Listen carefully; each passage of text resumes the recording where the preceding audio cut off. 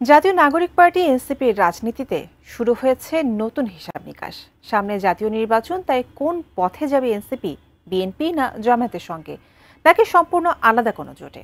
এই প্রশ্ন ঘিরেই শুক্রবার বিকেল থেকে রাত পর্যন্ত উত্তপ্ত ছিল দলটির নির্বাহী কাউন্সিলের সভাকক্ষ। নির্বাচন ইস্যুতে এখন প্রশ্ন উঠছে, দুই দলের সঙ্গে এই আলোচনা কতটা প্রভাব ফেলতে পারে দলটির ভবিষ্যতে। বিস্তারিত থাকছে সাদিয়া সিদ্দিকার রিপোর্টে। বাংলাদেশের সাবেক প্রধানমন্ত্রী শেখ হাসিনা জুলাইয়ের অভ্যুত্থানে ভারতে পালিয়ে গেলে দেশের রাজনীতির কৌশল বদলে যেতে শুরু করে।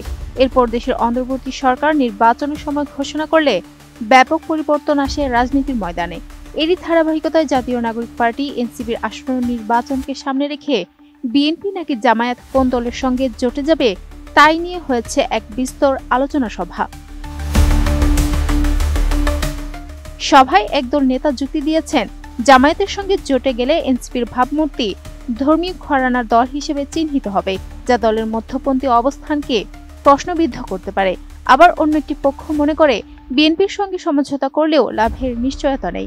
বিএনপি যদি কিছু আসন ছাড়েও সেখানে তাদের স্বতন্ত্র প্রার্থী দাঁড়ালে এনসিপির জয়ের সম্ভাবনা প্রায় শূন্যে নেমে যাবে। ফলে বিএনপি জামায়াতের বাইরে নিজস্ব তৃতীয় শক্তি হিসেবে আত্মপ্রকাশের চিন্তায় সভায় বেশি প্রভাব ফেলেছে।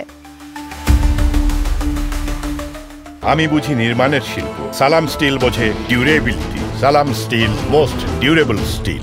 এনসিপির মিডিয়া সেলের সম্পাদক মুশফিকুর সালেহীন সভা শেষে বলেন, নির্বাচন কেন্দ্রিক প্রস্তুতির পাশাপাশি সাংগঠনিক দিকেও আমরা মনোযোগ দিচ্ছি। আগ্রহী প্রার্থীদের সঙ্গে আলোচনা চলছে, শিগগিরই আনুষ্ঠানিকভাবে প্রার্থী তালিকা ঘোষণা করা হবে।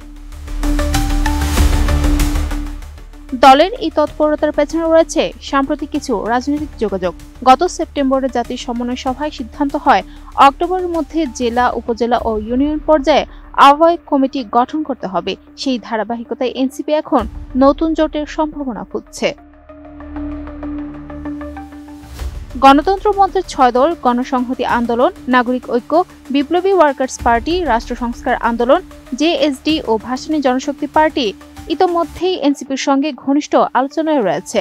জুলাই সনদ বাস্তবায়ন ইস্যুতে বিএনপি ও জামায়াতের মতপার্থক্যের সময় 18 সেপ্টেম্বর এনসিপি, এবি পার্টি ও গণ অধিকার পরিষদের নেতারা গণতন্ত্র মঞ্চের সঙ্গে বৈঠক করেন। পরে 9 অক্টোবর আব্দুর রবের বাসায় অনুষ্ঠিত বৈঠকেও সম্ভাব্য নির্বাচনী জোট নিয়ে ইতিবাচক আলোচনা হয়।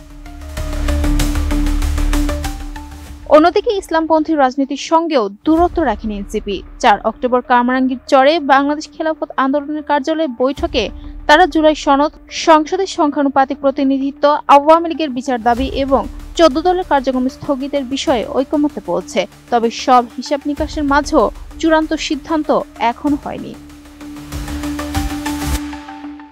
Sadia Siddika, ATN news.